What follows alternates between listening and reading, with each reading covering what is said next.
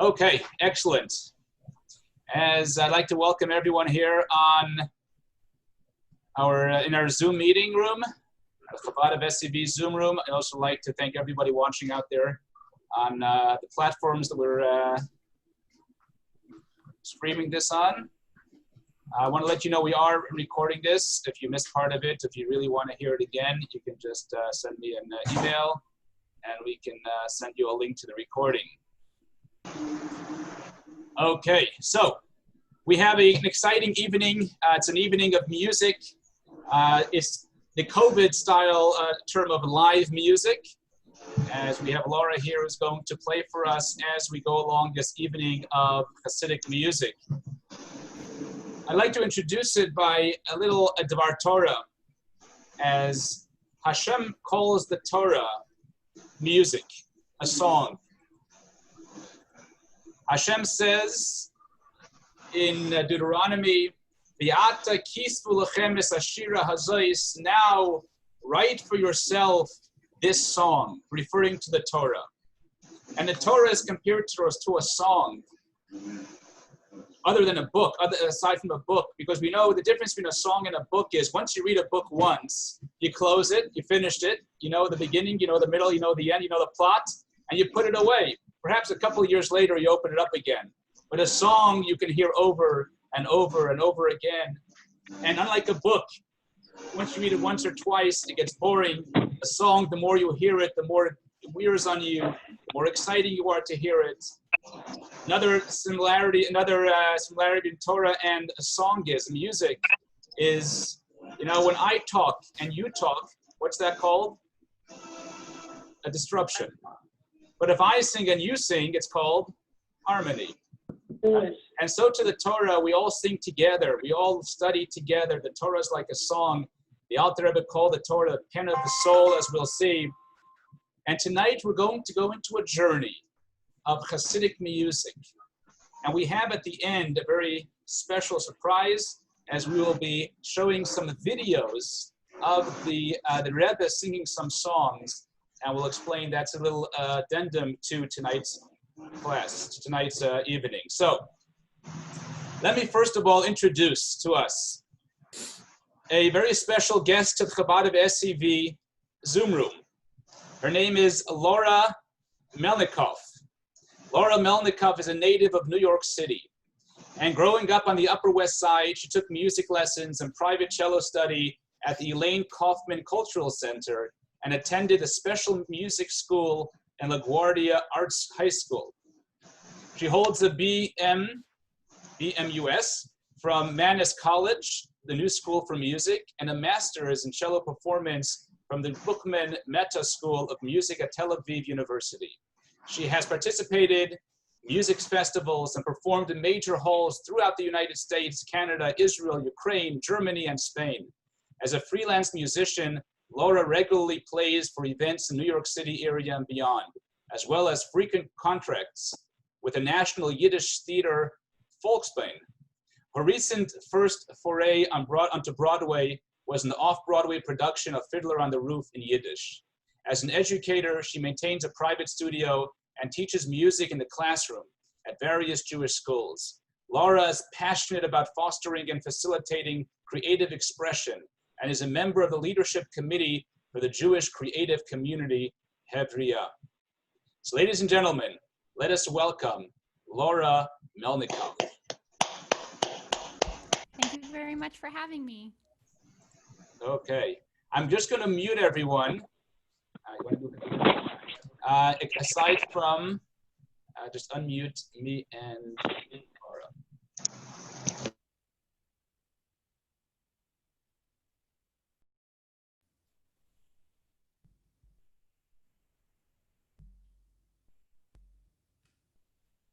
Mute. Laura, you unmuted? Yes. Yeah, okay, perfect. So are you ready to begin? Is everybody ready? I guess we need a thumbs up now. Okay, so I'm going to be reading from a script that was produced specifically for tonight's event. And I'm going to introduce the different nigunim, the different songs, and then Laura will take it away and play that specific song. So if it sounds like, what's that? You deserve the spotlight here while you read. Okay. I have the spotlight on me. Yes, perfect. There you go. Okay, I have my son here spotlighting. If it sounds like it's scripted, it's because it is. So we have 7 nigunim tonight. Each one is a world in and of itself, a treat that we'll treat you with tonight. The first one is a story that will lead into this nigun. It was the morning before Yom Kippur. The two could be seen standing there holding hands. One of them was an older man with a gray beard and piercing eyes. He was a man of brilliance, but today he was a man of tenderness, a man who'd suffered. Holding his hand was a young boy, just 3 years old. He'd suffered tremendously as well. See, just a week earlier, this young boy's mother and this older man's daughter had passed away. Terribly close with her father, her dying wish had been for him to raise her son into a man. A crowd of Hasidim surrounded the two, watching in heavy silence as the older man spoke. He said as follows, "Our Talmud says the righteous are greater after their passing than they were before. The same is true about their blessings. After their passing, their blessings only become more auspicious." A sly wind came through the trees, rain clouds approached, but something separated this crowd from the elements. Where they stood, all they heard was the older man's words. Everything else stood still. "Devorah Leah, my daughter, tonight is Yom Kippur. Bless your son, that he should grow in his learning and his deeds. Bless him with long life." He paused, but was not finished. "My daughter Devorah Leah, bless me as well, and bless all the Hasidim who stand here today." The young boy would indeed grow in his learning and his deeds and live a long life. His mother had done what she'd been asked. And with time, this young boy would take his grandfather's place to lead those very Hasidim who had stood there and been blessed by his grandfather at his mother's grave. For the older man who had asked his daughter for a blessing was none other than the Rebbe of Shneir Zalman, the Alter Rebbe, the first Rebbe of Chabad. And this young boy would grow to become Rabbi Menachem Mendel, the Tzemach Tzedek, the third Rebbe of the Chabad movement. Throughout the Rebbe Menachem Mendel's life, he would return to his mother's resting place to pray, to remember, and to connect. These last 2 words are worth repeating, to connect. For what had happened on that morning before Yom Kippur was in fact about connection. In the wake of such premature and devastating separation, the Alter Rebbe had demonstrated a connection to his daughter transcending the greatest, most impossible of all distances. He'd shown that on some level, his daughter was closer, was more present than she'd ever been before. This didn't lessen the pain of her being gone. One could say it only made it worse, but it did guarantee she would forever be present in their lives. Through less pain, through more, she would always be there. She would always be. When her son would come visit her, he would sing a Nigun Dveikus, a Hasidic melody about connection. The melody is heartbreaking, as you might expect. At first, all one hears is wistfulness, yearning, distance, hard, unbreakable distance. But listen closer. Listen to the melody repeat itself, and you begin to hear a voice that at once acknowledges the distance and resolves to overcome it. A voice of a yearning soul that knows what it yearns for is impossible. And yet, ladies and gentlemen, the Nigun Dveikus, the song of connection.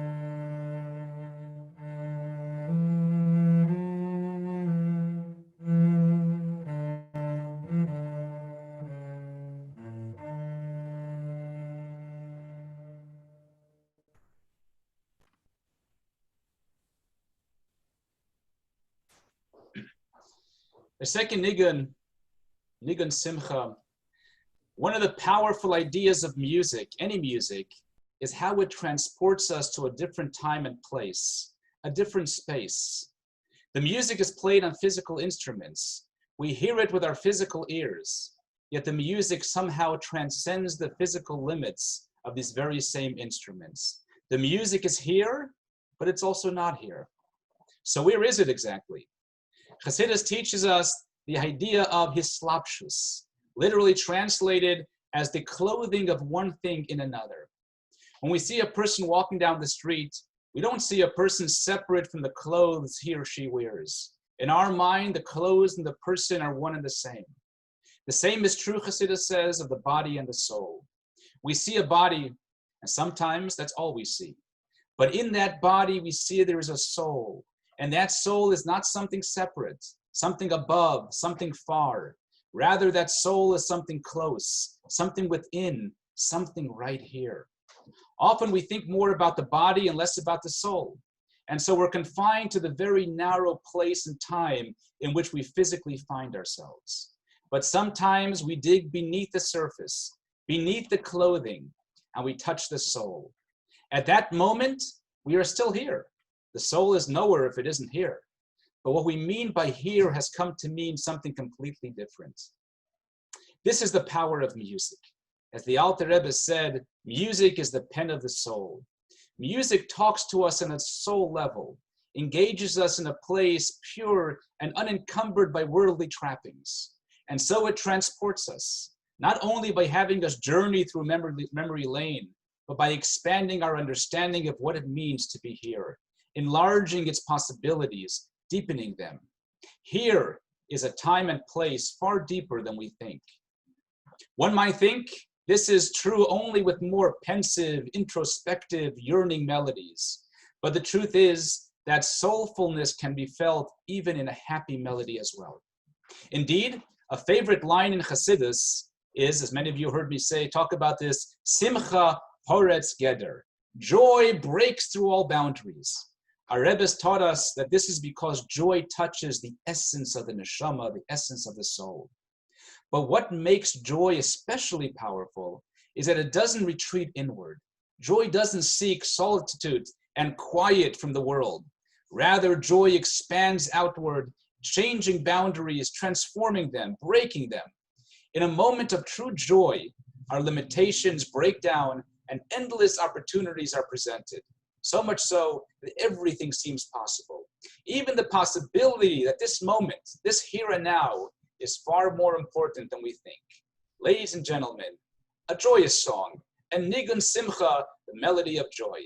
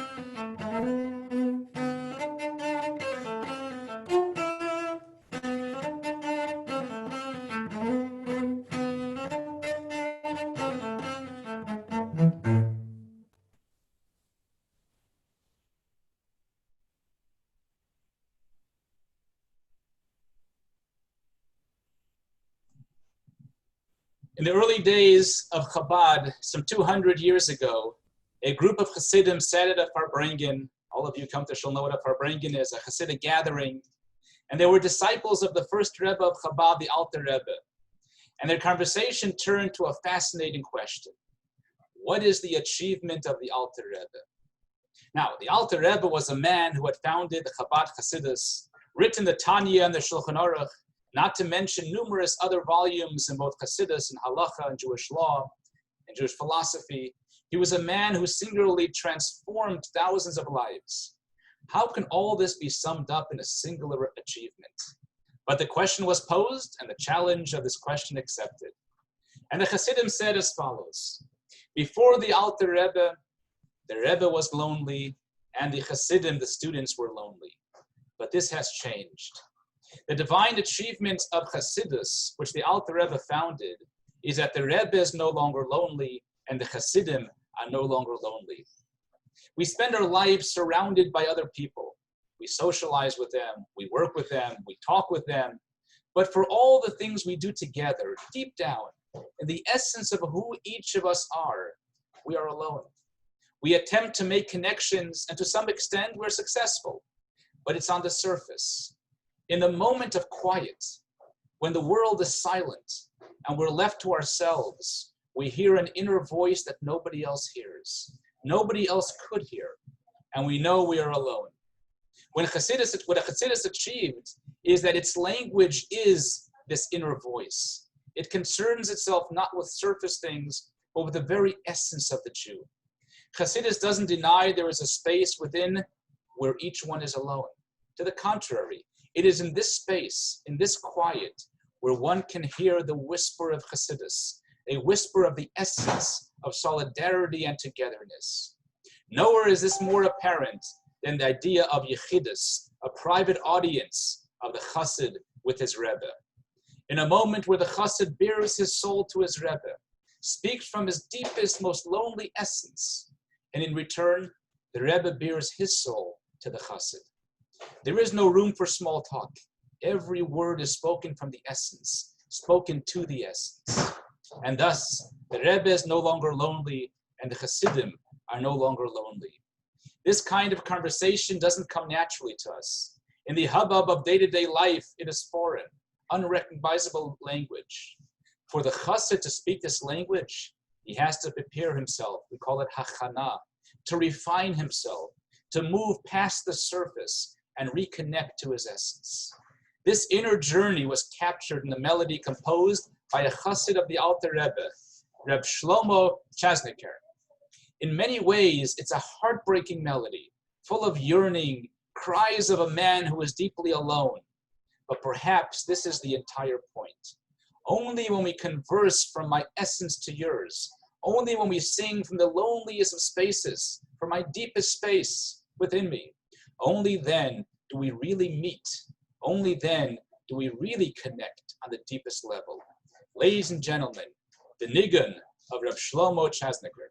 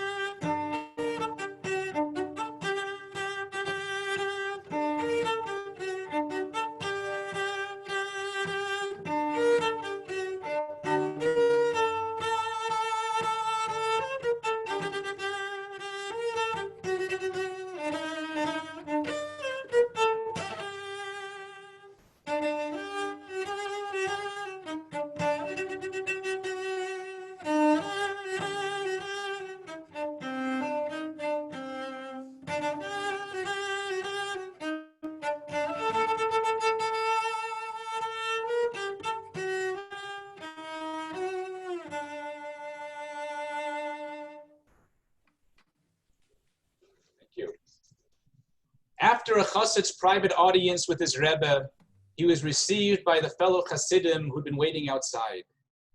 Though his moment with the Rebbe was a private one, the inspiration he received wasn't something he kept to himself.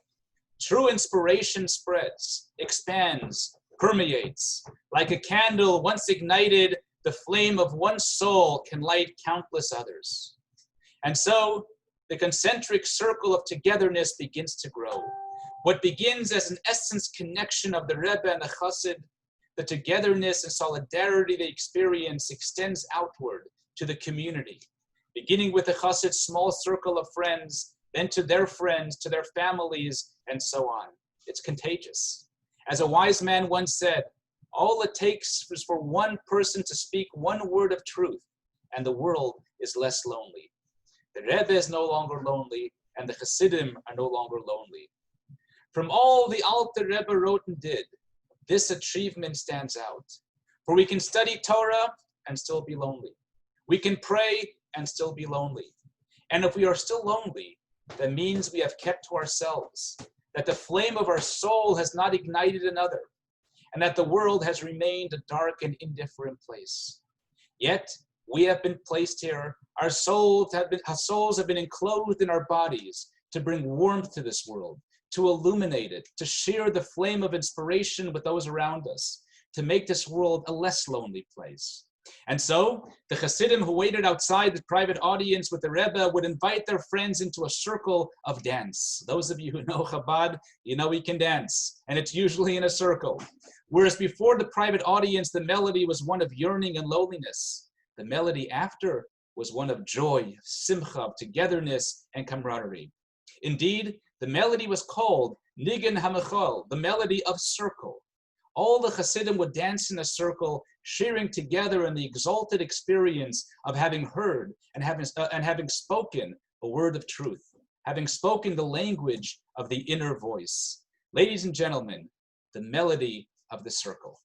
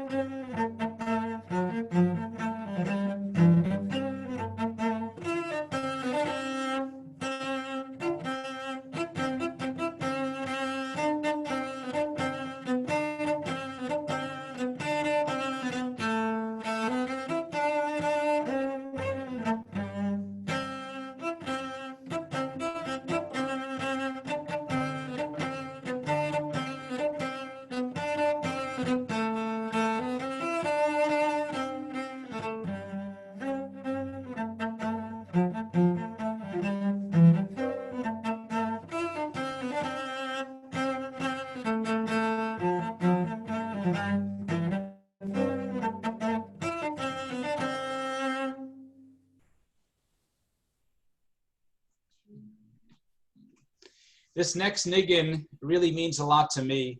I've heard this niggin sung so many times. After we got married, my father-in-law loved this niggin. We grew up bringing with this niggin. And it's called the Reb Michal Zlotchever's niggin. Zlotchev was a city not too close to Valencia, but it was Reb Michal from Zlotchev composed this niggin, which just is so soul-stirring. We would sing it at Farbrengens over and over and over again. It truly takes me back to my father-in-law, Shalom's house. So in good times, the Ukrainian town of Zlotchev was a few days' travel from the town of Mezibush. For Reb Michal, who lived in Zlotchev, this distance was personal. You see, his teacher, the famous Baal Shem Tov, lived in Mezibush, which meant there was always a number of days sitting between them. In good times, this distance was something Reb Michal embraced. There was a symbolism to it. Just like there was a physical journey from one town to another, so there was a spiritual journey. For Reb Michal to just make it to Mezibush was not enough. After all, the horses made the journey as well. By the time he arrived, it was not enough for Reb Michal to simply be in a different place. He needed to be a different person. And this journey of a chassid to his Rebbe is a powerful theme in Hasidic lore. A chassid understands there is a profound distance between him and his Rebbe. But before he visits his Rebbe, the chassid looks at his actions and his thoughts, at his inner character, and he sees how much room there is for him to grow, to elevate himself. And so much of what he needs to change depends on his own choices. He thinks to himself, what business do I have going to the Rebbe and asking for a blessing before I improve myself? At the same time, the chassid is inspired by a closeness to his Rebbe. A Rebbe is someone who can teach him, guide him, inspire him to become closer to God. And most importantly, his Rebbe cares for him. It is a deeply personal connection. Distance on the one hand, closeness on the other, this is the tension that is expressed in real life through the chassid's journey to his Rebbe. And Reb Michal looked forward to it. One year, Reb Michal fell ill. He knew he would not be able to visit the Baal Shem Tov. Deeply despondent over his inability to make the journey, Reb Michal composed a melody to express his feelings. At first, it's a melody of pure yearning, nostalgia, a melody of distance, not only in space, but also in time. But with time, the melody becomes uplifting, hopeful, as if Reb Michal has somehow overcome this distance. He remembers better times and is transported to them. The melody brings him to a different place. The melody plays between these two emotions of distance and closeness, and one can't say that the tension between them is ever fully resolved. But perhaps this is what makes the melody so beautiful. We forever carry both these emotions, closeness and distance.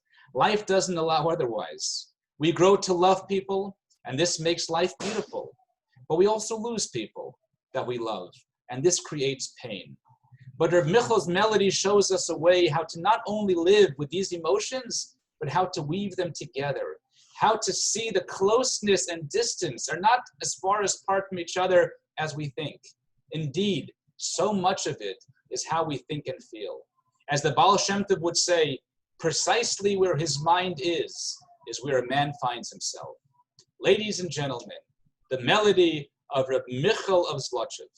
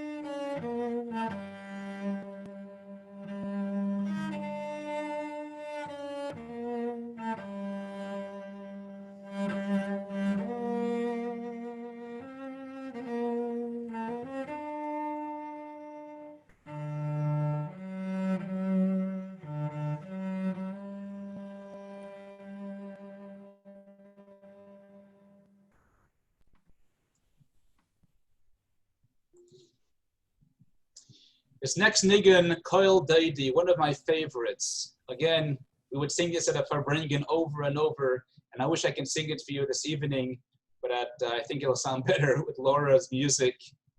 One can say that yearning is part of the human condition. Life is short. The moments in our lives are shorter, and there is always something beyond our grasp. But yearning begins before the human condition, for God yearns as well. In the Song of Songs, King Solomon describes this divine yearning in a heartbreaking verse. Koil daidi doifek, the voice of my beloved knocking. In this verse, King Solomon is talking about God's yearning for the Jewish soul to turn to him. God comes to the doorstep of the human heart and stands right outside of it and knocks. And he asks, Pischi, open up. God is omnipotent. He can do whatever he chooses to do. But one thing he doesn't, and that is to open the human heart to him. That is something he left entirely to us. And King Solomon continues with God's plea, with God's yearning, with these words. And I apologize, but I'll sing them as we did at the Farbrengen. Pischi li acha yisirayasi yayenasi samasi. Pischi li acha yisirayasi yayenasi samasi. Open up for me, my sister, my love, my dove, my pure one. God thinks of every Jew in the purest of ways. For indeed, this is how a Jew is in his or her essence. God's love, God's pure one. And there was a time when the Jew lived up to this divine description. But still, peace chili, God asks, open up for me. At this moment, with God outside the door of our heart, all God asks is for an opening. At this moment, when God feels distant from the Jew's heart, just a crack would mean everything. Even for God, sometimes distance is too much to bear, and all he asks for is an indication, a hint of closeness. The first Rebbe of Chabad, the Alter Rebbe, composed a number of melodies, one of which is set to these words. It's a melody of divine anguish, divine yearning, but also divine hope. Ladies and gentlemen, one of my favorite nigunim, the nigun of Koil Daidi, the melody of my beloved's voice.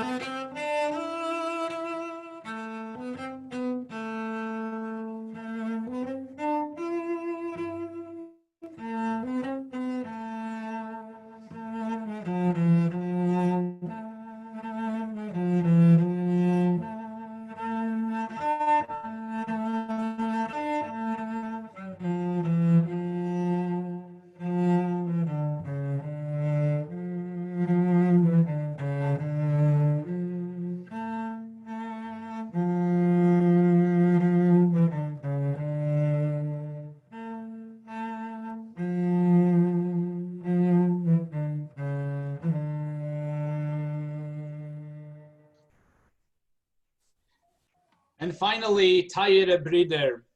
Every song comes to an end. Every conversation has its last word, followed by silence. Every meeting ends up in departure. This is life after all.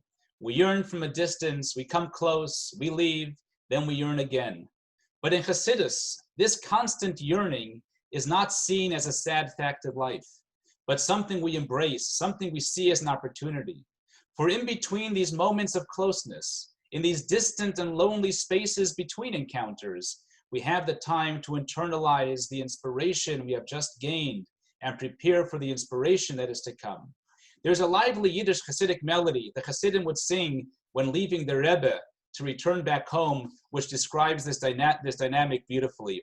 I remember living in around 770, whenever Hasidim would come together for holidays, afterwards, the Rebbe would come out the door many times, and the Hasidim would dance. The buses were waiting for them, and they would make one last dance in a circle and sing these words. Tayere Brider, dear brothers, mir wollen sich weiter sehen. We will yet see each other again. Der Eibishter vergebing in Gesund Leben. God will give us health and life. Mir wollen fahren zum Rebben. We will yet journey to the Rebbe. Mir wollen sich weiter sehen. We will yet see each other again. We will yet see each other again. Even as we bid farewell, we know it isn't more than an interval, a temporary state between now and the next time we come together. And by the grace of God, we will come together again. For when we truly connect, when we speak in the whisper of this inner voice, we can sense that it is true. And when we sense something is true, we know that it will last, that it will be here waiting for us. We will yet see each other again. Ladies and gentlemen, the niggin of Tayere Brider, the melody of Dear Brothers.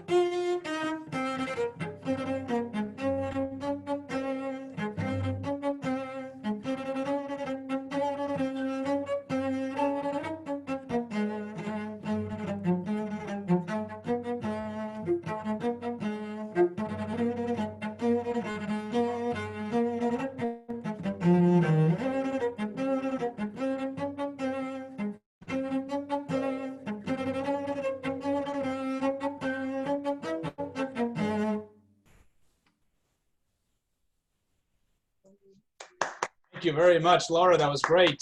That was excellent. Tayere Brider, mir wollen sich weiter sehen. My dear brothers and sisters, we will see each other again in person. We're going through a difficult time now, but we are sure that God will allow us very shortly to gather together in groups without masks, as the pandemic will be gone, to celebrate, sing, and dance together in person. I'd like to share with you now. First of all, I'd like to thank Laura. That was phenomenal. That was truly a phenomenal experience. You can hear the emotion, you can hear the heart coming through the music and the instrument, and we really thank you for that. I want to share with you a couple just short videos, because now I want you to experience the niggun as it was sung at a Farbrengen with the Rebbe. So the first niggun I want to introduce to you is, on the video, is Sama L'cha Nafshi. This was a song the Rebbe taught the Hasidim. The Rebbe would sing the first part coming from Tehillim, from Psalms, and the whole Farbrengen would sing afterwards, and then they would join together, the Rebbe and Hasidim. Sama L'cha Nafshi, Kama L'cha Besari, and talking about the yearning of a soul, the yearning of the neshama to be closer to God. It's like a thirst. When you're thirsty for water, you may think, "Oy, it's terrible that I feel thirsty." But in truth, it's the greatest blessing.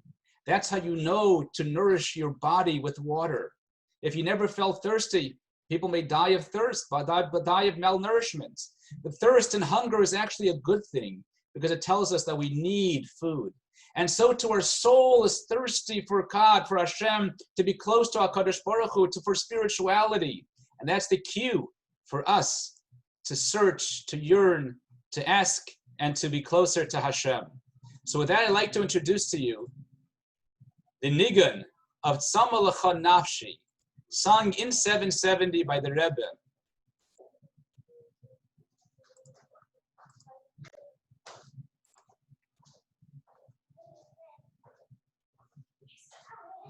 Tzama lecha nafshi, koma lecha v'sori, be'eretz Tziyon le'yoyeh b'bli moyi.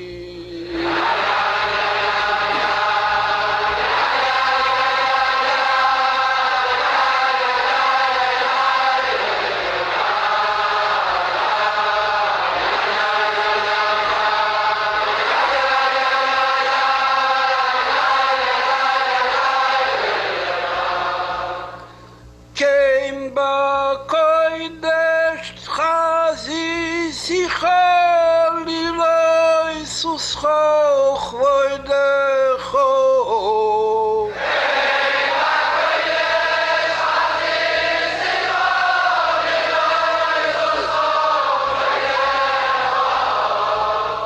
Came back kodesh chazi sicha liloi suscha uchvoidecho.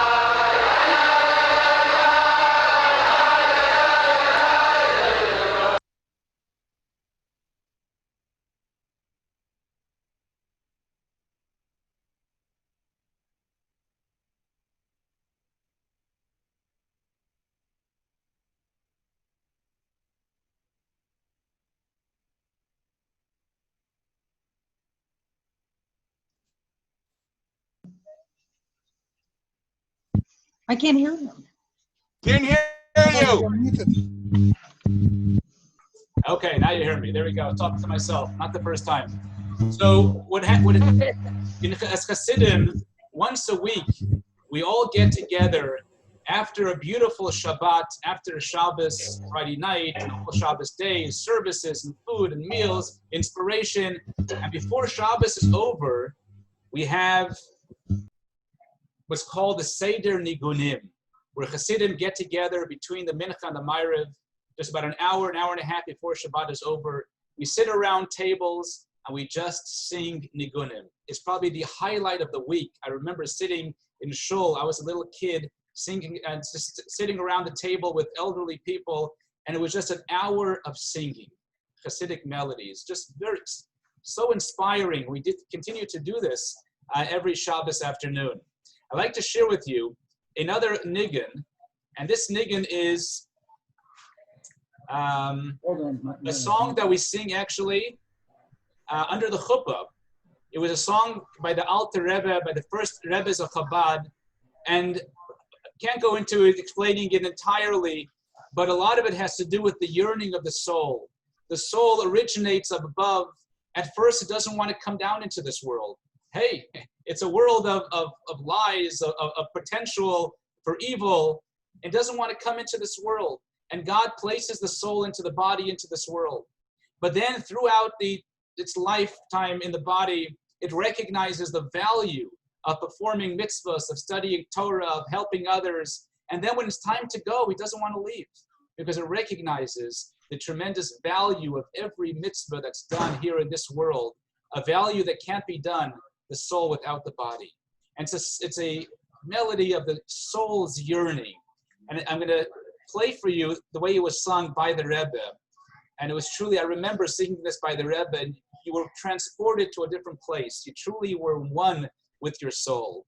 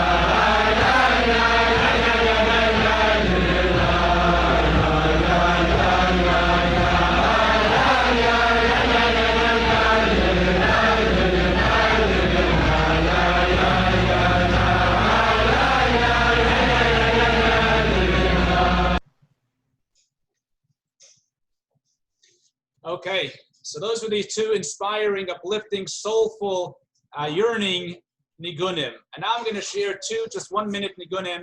I will conclude the program because Chabad is all about simcha. The Rebbe was all about joy.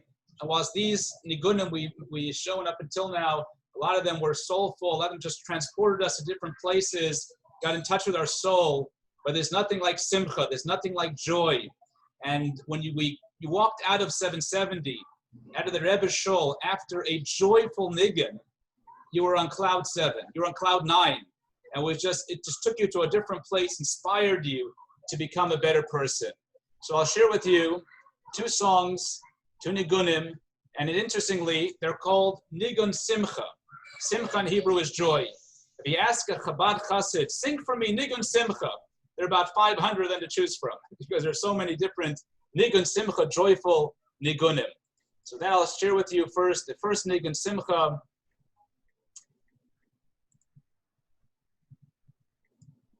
Put up your volume.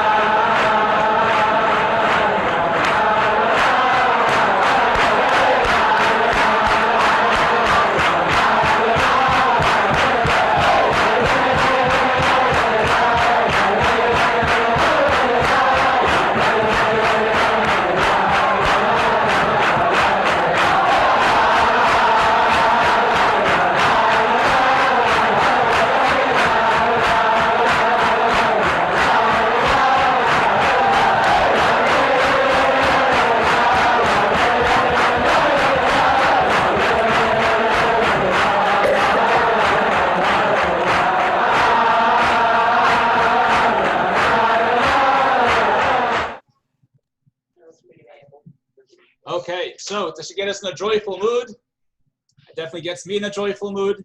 And we'll conclude with one more joyous nigun. It was always the memory, especially in Simchas Torah, Shmini Atzeres, but it occurred many times throughout the year, where the Rebbe would stand up from his seat, and the Rebbe would truly, with both of his hands, would encourage everybody to sing and dance and to be in a happy mood.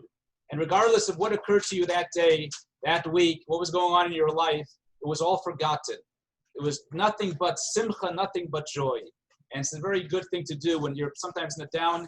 Put on a nigun simcha, get up, dance a bit. The movement itself, the joy itself, especially when done with other Jews together, will definitely transport you and lift you up into a new place. So this is the Ufa Ratzta.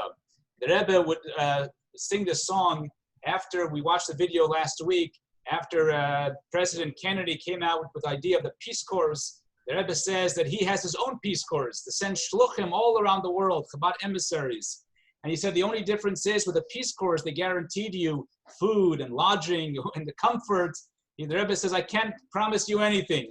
However, you have a mission, go Yamma, Kedma, Tzafayna, Negba, north, south, east, and west, and do our mission to make every corner of the world, every direction of the world, a place where Hashem feels comfortable, a dira betachtonim, a holier and a more spiritual place. So we're going to finish up with a nigun ufaratzta.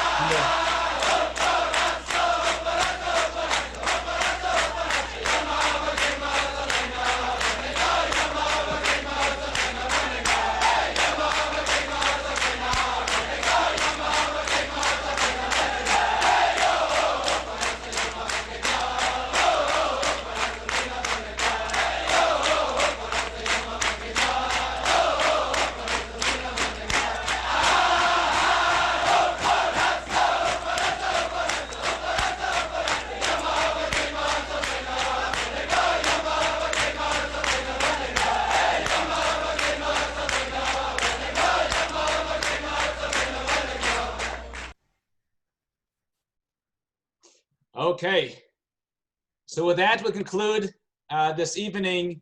And the Rebbe would just sometimes for minutes, 10 minutes, 15 minutes, be on his feet and clap and sing. And the idea is we should all be happy. We should all be joyous. Even the yearning nigunim should transport us to a joyous place, a place of introspection. And the truth is, the more we dig deeper within ourselves, the more we get in touch with our neshama, with our soul, the more joyous we will be, because our soul is one with Hashem, one with God. And the more we're in touch with our neshama, the more true we become in touch with. And there's nothing greater, no greater joy than be true to oneself, true to Hashem, true to our neshama. Wishing you all a great evening. Rabbi. I'll unmute you now so we can discuss, we can ask questions. Yes. Okay, there's a song, Kol Ha'olam Kulo Gesher Tzar Me'od. Yes. And I saw the rabbi singing it once. I love that song. Can you see it somewhere? Who wrote that song? Kol Ha'olam Kulo was written by Reb Nachman of Breslov. Reb Nachman of Breslov wrote the Kol Ha'olam Kulo Gesher Tzar Me'od. Beautiful song. Beautiful song, and the words are just extremely inspiring. Right. Kol Ha'olam Kulo Gesher Tzar Me'od. The entire world is a narrow bridge. V'ha'ikar lo lefachid klal. The main thing is, don't be afraid. Sometimes it feels like we're walking on a bridge. You may fall this way, that way. We're in fear because it's a very precarious place we are. But lo lefachid klal. Don't be afraid. Don't be afraid because Hashem is with us. Don't be afraid because we have a plan. And fear is something that itself may make us fall off the bridge. So you want to make it across the bridge, don't be afraid. Recognize you have the power, you have ability to cross the bridge, even though it seems so narrow. It's a very powerful song. Yes, it is. Yeah. All right, very good. Thank you very much. Okay, have a good evening. I like both. Thank you so much for joining. Good night. Good night. Good night.